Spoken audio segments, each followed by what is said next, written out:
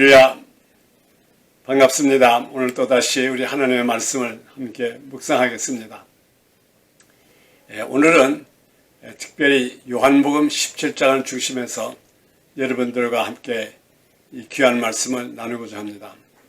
물론 성경에는 그 중요한 그 모든 한 장 한 장, 한 절 한 절이 다 하나님의 말씀으로 또 우리 성령님의 감동으로 쓰여진 말씀입니다.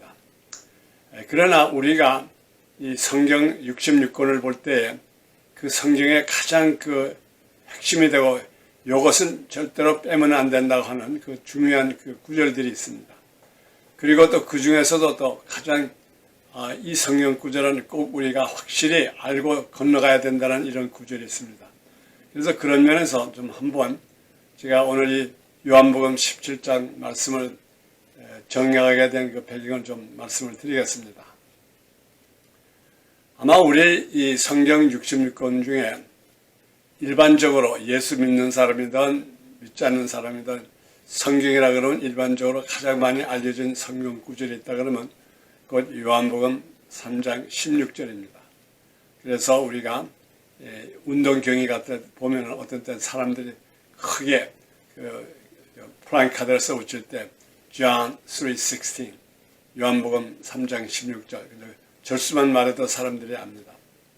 우리가 아는 대로 하나님이 이 세상을 이처럼 사랑하사 독생자를 주셨으니 이는 저를 믿는 자마다 멸망치 않고 영생을 얻게 하려 하심이니라 하는 이 말씀이 우리 성경 중에 가장 많이 알려졌고 그 다음에 또 믿는 사람이든 믿지 않는 사람들이 혹시 장례식을 간다든가 어려움을 당할 때 시편 23편 여호와는 나의 목자시니 내가 부족함이 없으리로다 하는 주로 장례식 때 어려움을 당할 때 많이 코트합니다. 우리가 일반적으로 신약에서 제일 많이 알려져 있는 성경 구절이었다 그러면 요한복음 3장 16절이고 또 구약에서 일반적으로 가장 많이 코테이션되고 알려진 성경 구절이 있다 그러면 그것은 곧 시편 23편입니다. Lord is my shepherd, I shall not want. 참 이 두 성경 구절에 우리 하나님의 말씀에 모든 핵심이 그 안에 기록이 되어 있습니다.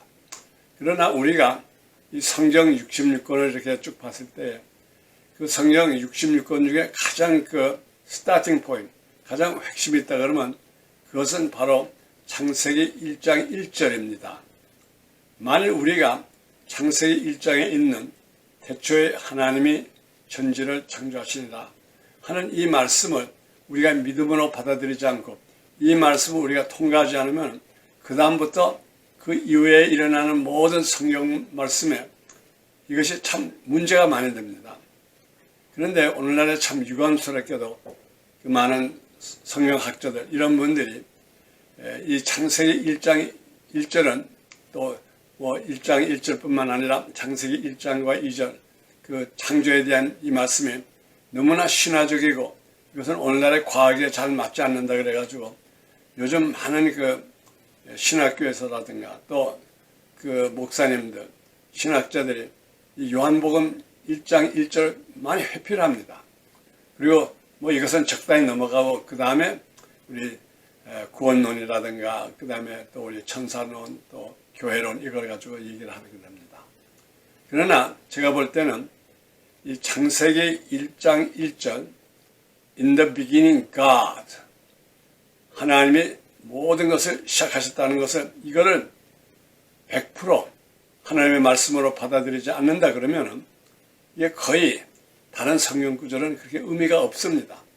그래서 저는 오늘 이 요한복음 17장을 이 말씀을 여러분과 함께 나누는 그 시작을 창세기 1장 1절을 우리가 전폭적으로 정말 without any reservation 아무런 문제 없이 이걸 받아들였다고 하는 그 전제를 가지고 우리가 지금부터 하나님의 말씀을 봐야 됩니다.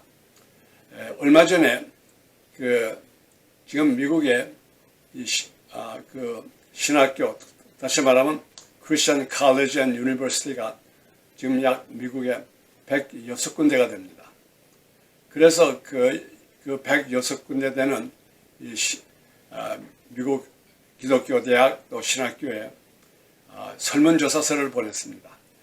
여러분은 창세기 1장과 2장 거기에 창조론 또 우리가 말하는 태초에 하나님이 모든 것을 시작했다고 하는 이 창세기 1장 1절을 이걸 어떻게 여러분이 받아들이고 있습니다. 어떻게 이것을 가리킵니까? 그리고 질문은 이겁니다. 여러분 학교에서 창세기 1장 1절은 확실하게 믿음으로 받아들이고 이것을 기본해가지고 시작을 합니까? 이런 설문조사를 보냈습니다. 근데 거기에 답이 어떻게 왔는지 아십니까? 그 106개의 미국에 있는 크리스천 칼리지 앤 유니버시티와 그 다음에 세미나리들, 좀 이름 있는 세미나리들, 여기에서 이것을 긍정적으로 우리는 창세기 1장 1절과 이 창조에 대한 그 1장 1절을 그대로 받아들인다고 에이멘 하고 답한 학교는 5밖에 안 됩니다.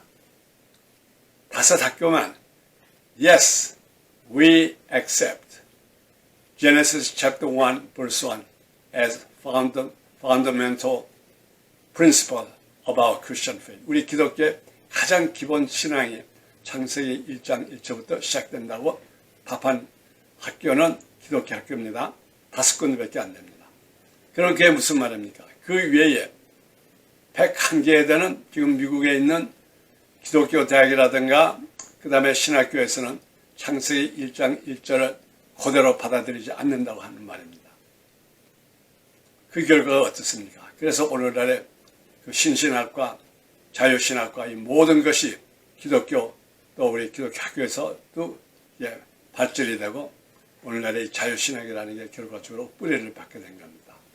그래서 무엇보다도 우리 예수 믿는 이 신앙의 가장 제일 기본적인 제1호 말하면 first principle, primary principle이 있다 그러면 그 창세기 1장에 태초에 하나님이 in the beginning God 이것을 우리가 꼭 받아들여야 됩니다.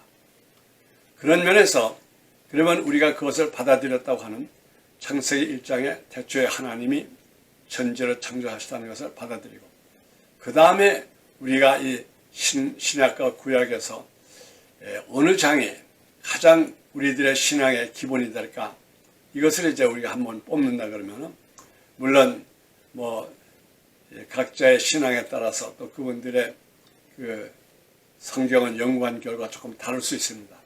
그러나 저는 오늘 여러분들 앞에 우리의 가장 기본 신앙, 우리 기독교 신앙의 핵심적인 장이 있다 그러면 저는 요한복음 17장을 뽑고 싶습니다. 우리 요한복음 17장에는 예수님께서 십자가 지시기 바로 직전에 그러니까 내리면은 예수님께서 십자가를 지십니다. 그리고 그 전에 제자들과 또 이제 유월절 또 그 식사도 하시고 그리고 그 다음에 예수님이 제자들과 함께 감난산에 기도하러 올라가 가지고 거기에서 그 예수님께서 아버지 하나님께 아버지께 기도하는 그 기도 내용이 요한복음 17장에 기록이 되어 있습니다. 이 기도 내용은 마태복음, 마가복음, 누가복음에는 기록이 되어 있지 않습니다. 유일하게 요한복음에 기록이 되어 있습니다. 아마 이것은 그 당시에 사도 요한이 예수님과 가장 가까웠고 항상 예수님의 옆에 있었고 또 성경에 보면은 요한은 가장 예수님을 사랑하는 제자라 그랬습니다. 그래서 아마 예수님께서 그 산에 올라가가지고 기도할 때 바로 그 옆에 아마 꾸리고 자기도 그 옆에 기도하는 모습으로 있었겠죠. 그러면서 그 예수님께서 내리면은 자기가 십자가를 질 걸 아시면서 마지막으로 아버지와 또 대화하며 아버지께 기도하는 이 기도문이 아주 1절부터 25절까지 쭉 기록이 되어 있습니다. 그런 면에 보면은 성경 어디서도 알 수 없는 하나님과 그 아버지 되시는 하나님 아버지와 독생자 예수 그리스도가 둘이서 대화하는 내용이 바로 이곳에 기록되어 있다는 겁니다. 그런 면에서 제가 볼 때는 이 요한복음 17장은 우리 기독교 신앙, 우리 믿는 이 신앙의 가장 핵심이 됩니다. 그 원인은 이곳에 과연 아버지와 아들 그 두 사이에 모든 것을 터놓고 이제 조금 있으면 이제 아들이 이 세상에서 죽음을 당하게 됩니다. 우리가 좀 극적으로 얘기한다 그러면 좀 이해하고 들어주시기 바랍니다.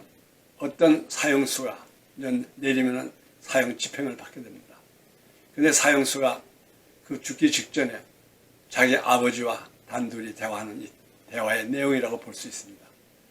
그러면 그들이 헛말을 할까요? 또 쓸데없는 말을 할까요? 그때는 가장 두 아버지와 아들이 심각한 얘기를 할 것입니다.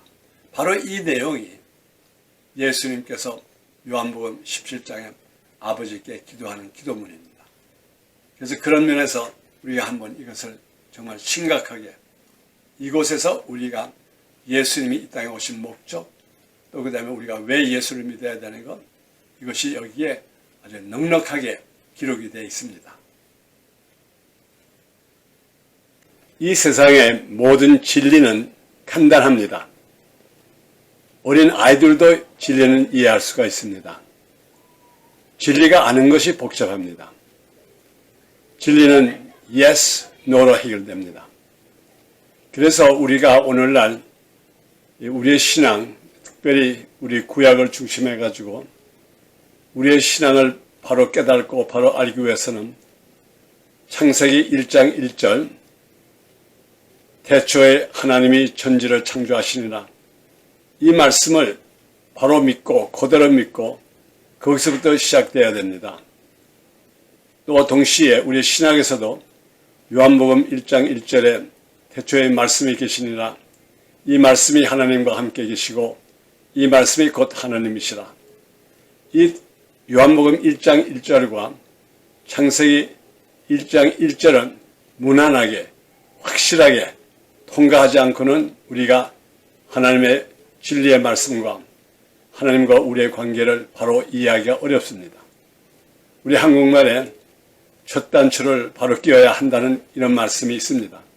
이 말이 우리 성경에 굉장히 해당되는 말이고 이 말씀은 확실한 말입니다. 첫 단추를 잘못 끼면은 첫 번의 진리를 봐도 이해하지 않으면 그 다음부터 나타나는 모든 것은 굉장히 잘못 이해할 수도 있고 문제가 많습니다. 그래서 오늘 제가 여러분들에게 가장 중심적인 특별히 요한복음 17장에 예수님께서 십자가 지시기 직전에 바로 그 전날 밤에 아버지와 대화하는 이 기도 아주 굉장히 이건 개인적인 기도라고 말할 수 있습니다. It's a very, very personal prayer between the father and son. 제가 이것을 정말 여러 면으로 표현할 수 있지만 그래도 이것은 정말 예수님의 이 땅에서의 마지막 기도라고 말할 수도 있습니다. 여기에 가장 핵심이 있다 그러면은 곧 영광에 대한 얘기입니다. 예수님께서 하신 말씀 하늘을 우러러 가라사대 아버지여 때가 이르렀사오니 아들로 영화롭게 하사 아들로 아버지를 영화롭게 하게 하옵소서. 이 말씀에 엄청난 진리의 말씀과 무게가 여기에 있습니다. 모든 하나님과의 우리 관계 또 예수님과 아버지의 관계 예수님과 우리의 관계 여기에 다 기준이 되어 있습니다. 하나님 아버지께서는 아무에게나 어떤 모든 피조물에게 함부로 일반적으로 영광을 받으시는 분이 아닙니다. 물론 우리 교리문답에도 우리가 이 피조물이 하나님의 영광을 위해서 창조됐다고 합니다. 그러나 우리에게 확실하게 여기 보면은 이 세상에 어떤 피조물이 하나님 아버지를 영광 드릴 수 없습니다. 첫째로 그들은 피조물이기 때문에 두 번째로 그들은 죄악으로 말미암아 이루어진 죄악의 후손이기 때문에 그래서 이 세상에서는 오로지 하나님께 영광 드릴 수 있는 한 분이 있다 그러면 바로 그분이 독생자 예수 그리스도입니다. 오늘 이 요한복음 17장 1절에 있는 말씀은 이거 재확인한 겁니다. 아버지여 아들을 영화롭게 하사 아들로 아버지를 영화롭게 하옵소서. 심지어 우리 예수님도 내가 스스로 일반적으로 아버지를 영광 드립니다 이 말이 아닙니다. 첫째로 아버지께서 나에게 예수님에게 영광을 주셔서 그 아버지께서 받은 그 영광으로서 하나님 아버지께 영광 드리겠다는 이 말입니다. 그런데 어떻게 우리 피조물들이 함부로 내가 찬양을 부르고 내가 설교를 잘하고 내가 교회를 건축하고 내가 이걸 했기 때문에 이것을 통해서 하나님 영광 받아주시옵소서. 하나님이 그렇게 쉽게 영광 받으실 분으로 생각합니까? 아닙니다. 그런 분이 아닙니다. 우리 하나님께서는 오직 한 분 예수 그리스도를 통해서 자기가 영광을 받기를 원하십니다. 또 예수 그리스도 그냥 일본적으로 내가 아버지께 영광 드린다 안 합니다. 아버지께서 내게 주신 영광으로서 내가 다시 아버지께 영광 돌린다고 이렇게 말합니다. 그래서 우리가 앞으로 우리 신앙생활에 하나님께 영광 드린다 하는 이 말씀을 함부로 사용하면 안 됩니다. 하나님은 이런 것을 굉장히 교만하게 봅니다. 참 제가 여기에 대해서 저의 그 간단한 경험 속에서 좀 적절한 경험담을 한번 말씀드리겠습니다. 이걸 이해하는 데 도움되기를 바랍니다. 제가 한 지금부터 한 거의 65년 전 되겠죠. 한국에서 미술대학을 다녔습니다. 그때 저희와 같이 공부한 그 동창이 한 분 있습니다. 저보다 한 1년 후배가 되죠. 근데 그 여학생이 굉장히 그때 입학해가지고 우리 미술대학에서 인기가 많았어요. 그래서 많은 사람들의 관심도 많이 끼고 했는데 어떻게 우연히 얼마 전에 한 65년 지난 이후겠죠. 65년 만에 처음으로 어떤 교회 모임에서 제가 만나 뵀습니다. 그래서 우리 같이 서로 오래간만에 60몇 년 만에 만났으니까 지금 다 80이 넘었고, 그러나 갑자기 옛날 생각이 나가지고 제가 그분에게 참 웃는 말 또는 기쁘고 그저 반가워서 제가 이런 말을 했습니다. 옛날 우리 기억하지? 내가 옛날 나 좋아했지? 제가 이렇게 웃음깨 소리로 말했습니다. 근데 그때 저보다 1년 후배 되는 그분이 선배님 헛소리 하지 마세요. 아주 그렇게 얘기를 하더라고요. 그래서 내가 그 당시 순간적으로 얼마나 민망했는지 그때 우리 아는 성도들도 옆에 있었고 또 그 다음에 우리 딸 사위 다 있었는데 그죠 그 말 하더라고요. 그래서 제가 아이고 내가 큰 실수를 했구나. 근데 제가 그 이후부터는 제가 함부로 이렇게 그런 농담도 하지 않을 뿐만 아니라 함부로 그런 쓸데없는 얘기를 안 하기로 결정했습니다. 이것이 바로 하나님이 우리가 함부로 하나님 내가 이걸 했으니 영광 받아 주옵소서. 하나님 내가 큰 교회를 지은 걸 아시죠? 하나님 영광 받으셨죠? 그 옛날에 로마 가톨릭에서 로마 성단을 엄청나게 돈을 들여가지고 지어놓고 하나님께 영광 드린다고 하고 또 오늘날에 우리가 잘 알고 있는 파리에 있는 노트르담 성전 같은 것은 얼마나 멋있게 지어가지고 그들이 봉헌 예배를 드리고 했습니까? 그러나 얼마 전에 다 불이 살아버리고 재건하자니까 엄청난 돈이 들어가고 그래서 우리 사람이 만든 것으로 하나님을 영광 드린다고는 말도 안 됩니다. 그래서 하나님이 우리들에게 어떻게 말씀하실까요? 아마에게 목사야, 아마에게 장로야, 헛소리 하지 마. 아마 이렇게 말할 것 같아요. 우리가 무엇으로서 우리를 창조하신, 이 우주를 창조하신 하나님께 영광을 돌릴 수 있습니까? 심지어 예수 그리스도도 내가 아버지께 영광 드리겠습니다. 이렇게 말을 안 했어요. 아버지께서 나에게 주시는 그 영광으로서 내가 그 영광을 받은 다음에 아버지께 영광을 돌리겠습니다. 말했습니다. 그래서 우리가 함부로 그냥 우리가 하나님께 영광 돌린다. 이것은 잘못하면 우리 인간의 피조물의 교만의 상징이 될 수 있습니다. 오늘 제가 요한복음 17장의 중요성을 말하면서 이 요한복음 17장만큼은 예수님께서 하나님 아버지와 이 세상의 마지막 순간을 보낼 때에 아버지와 굉장히 퍼스널한 개인적인 기도로서 대화하는 모습입니다. 그래서 우리가 여기 한 구절 한 구절을 내려갈 때에 하나님과 아들의 관계, 또 그 다음에 예수 그리스도의 우리 관계를 확실히 깨달으면 그 다음부터는 우리가 예수님께서 이 세상에 오신 목적과 예수님께서 하시는 그 모든 사역에 대해서 확실히 알고, 그리고 우리가 오로지 예수 그리스도를 통하여서 예수 그리스도만이 아버지를 영광 돌릴 수 있다는 것을 확실히 알게 됩니다. 그래서 우리가 그냥 정말 쓸데없는 과장해가지고 헛소리 하지 않는 우리가 되기를 바랍니다.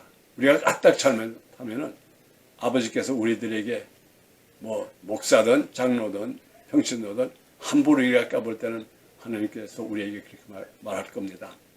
헛소리 하지 마. 저는 가끔 그 음성을 듣는 것 같아요. 제가 그때 그 간단한 경험 속에서 내가 얼마나 민망했는지. 선배님, 헛소리 하지 마세요. 야, 60년 만에 만난 친구가 그렇게 말할 때 제가 아주 가슴이 뜨끔하더라고요. 아이고, 내가 말 잘못했구나. 오늘날 우리 주의 종들, 목사님이라고 하신 분들이 그까지 건물 하나 지어놓고, 그것도 페이멘트가 있고, 은행에서 론 받아가지고, 또 억지로 건물 하나 지어놓고 하나님께 봉헌한다고 하나님 받아주시옵소서. 하나님이 그렇게 쉽게 영광 받으실 분 같습니까? 아닙니다. 하나님은 오직 자기의 독생자 예수 그리스도를 통해서 자기가 영광을 받으십니다. 오늘 이 요한복음 17장 1절에 있는 이 말씀을 확실히 깨닫고 이것을 통과하지 않으면 그 다음부터는 우리가 전부 하나님께 드린다, 봉사한다, 선교 나간다, 전도한다, 뭘 한다, 뭘 지었다, 교회를 봉헌한다. 이거는 전부 우리 까딱 잘못하면 하나님께서 우리들에게 헛소리 하지 마, 이런 말을 들을 수 있습니다. 오늘 우리가 이 요한복음 17장 1절에 있는 말씀을 확실히 깨달아가지고 하나님과의 우리 관계, 우리는 하나님 앞에 갈 수도 없고 또 우리가 하나님께 영광 드릴 수도 없습니다. 가지 못하는 상황에서 어떻게 우리 하나님께 영광 돌립니까? 예수님께서는 분명히 요한복음 14장에 말씀했습니다. 나로 말미암지 않고는 아버지께로 갈 자가 없느니라. 오로지 예수 그리스도 한 분만이, 오직 예수 그리스도 한 분만이 아버지 하나님께 영광을 돌릴 수가 있습니다. 제가 간단한 또 예화를 하나 드리겠습니다. 우리가 잘 아는 핸델의 메사야 곡이 있죠. 주로 크리스마스 때 하는 핸델 메사야 그 오라토리오가 있습니다. 그때에 우리가 일반적으로 그 마지막 부분에 가서 할렐루야 코러스가 나옵니다. 그러면 우리가 전통적으로 그때에는 모든 사람들이 할렐루야 코러스가 나올 때 다 기립합니다. 다 일어섭니다. 그래서 우리는 일반적으로 생각할 때 우리가 핸델이 작곡한 그 할렐루야 코러스가 나올 때 이것이 바로 하나님께 영광 드린다 생각해서 다 일어납니다. 그러나 이것을 우리가 전통적으로 한번 자세히 검토해 보면은 이것이 과연 우리가 하나님을 영광 드리기 위해서 할렐루야 코러스 나올 때 일어나는 겁니까? 그러지 않으면 다른 뜻이 있습니까? 그 규례를 본다 그러면 이 핸델 메사야를 작곡한 다음에 처음으로 그 왕 앞에서 그 귀족들 앞에서 연주를 했습니다. 그때에 이 과정 속에서 좀 그 핸델의 메사야는 굉장히 깁니다. 그런데 이제 마지막 부분에 가서 이 할렐루야 코러스가 나올 때 그때 거기 왕이 자기 자리에서 일어났습니다. 그래서 그때 그 왕이 일어나는 걸 보고 그 옆에 있는 모든 사람들이 어떻게 왕이 일어났는데 우리가 앉아 있을 수 있을까? 그래가지고 그 왕을 보고 일어난 것이지 그때에 이 사람들이 우리가 일어나는 것이 지금 하나님께 영광을 드리기 위해서 일어난다. 그런 의미는 하나도 없었어요. 만일 왕이 그 당시에 제자리에 앉아 있었더라면 그때 할렐루야 코러스에 일어날 사람 한 사람도 없습니다. 그런데 그럼 과연 그때에 왕 자신도 이 할렐루야 하니까 이건 내가 하나님께 영광 드리기 위해서 내가 일어나야 되겠다. 그래가지고 일어났다고 생각되십니까? 저는 그렇게 생각이 안 돼요. 원체 이 메사야가 굉장히 깁니다. 그게 솔로도 있고 합창도 있고. 그러니까는 여러분 보통 한 자리에 오래 앉아 있으면 좀 몸이 불편할 때도 있습니다. 그래서 어떤 때는 일어나고 싶을 때도 있고 어떤 때는 좀 잠깐 나갔다 오기도 하는데, 그래서 어쨌든 어떤 뜻이든 간에 왕이 일어났습니다. 왕을 보고 따라서 일어났습니다. 흉내를 낸 겁니다. 왕이 일어났기 때문에 우리는 앉아 있을 수 없다 해가지고. 하나님의 영광과는 아무런 의미가 없습니다. 단지 그 이후에 이것을 경험한 사람들, 야, 그러면 지금부터 우리가 일어남으로써 하나님께 영광을 돌리자. 여러분 생각해 보세요. 핸델의 메사야 중에 할렐루야 부를 때만이 우리가 일어나가지고 하나님께 영광을 돌리게 됩니까?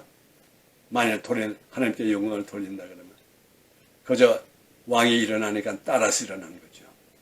오늘날에 우리가 이런 헛소리하는 우리 인간들입니다. 그리고는 그것이 마치 우리가 하나님께 영광을 돌리는 것처럼 잘못 생각하지 마십시오. 우리 사람들이 찬양을 잘 부르고 노래를 잘하면 기립박수 합니다. 우리가 그런 식으로 하나님께서 우리가 일어나서 박수를 쳤다고 하나님께서 영광을 받으실 줄 아십니까? No way. 그것은 아닙니다. 오늘 분명히 요한복음 17장은 말씀드립니다. 우리들에게.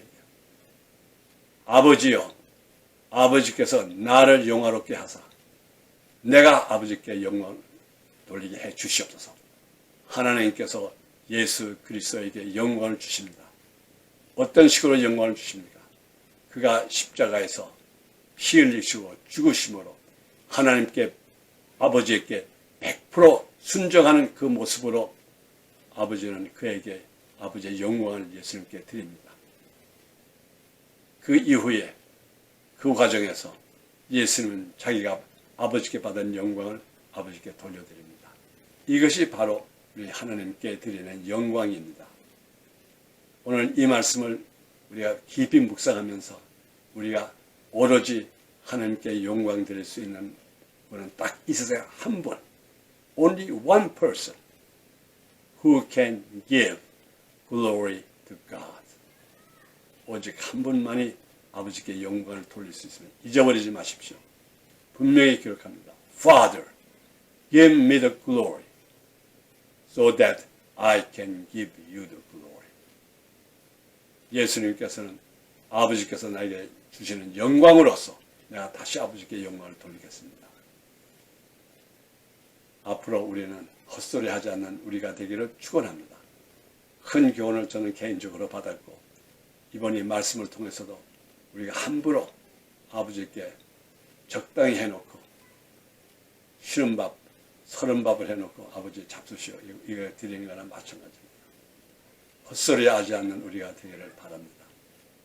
오늘은 여기에서 요한복음 17장 1절에 있는 말씀을 가지고 마치겠습니다.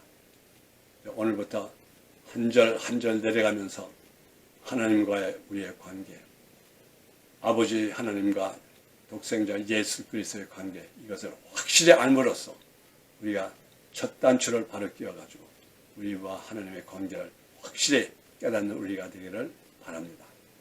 감사합니다. 항상 기도하면서 우리 하나님께서 우리에게 행하신 하나님의 뜻을 바로 깨닫고 오로지 예수 그리스도만이 아버지께 영광 드릴 수 있는 한 분입니다. 그렇기 때문에 우리가 그 예수를 믿습니다. 그 외에는 아무런 의미가 없어요.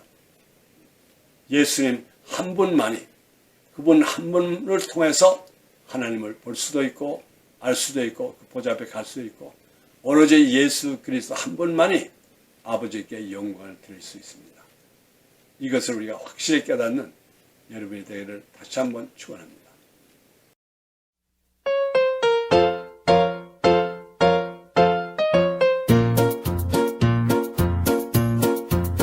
Il fait nous chanter.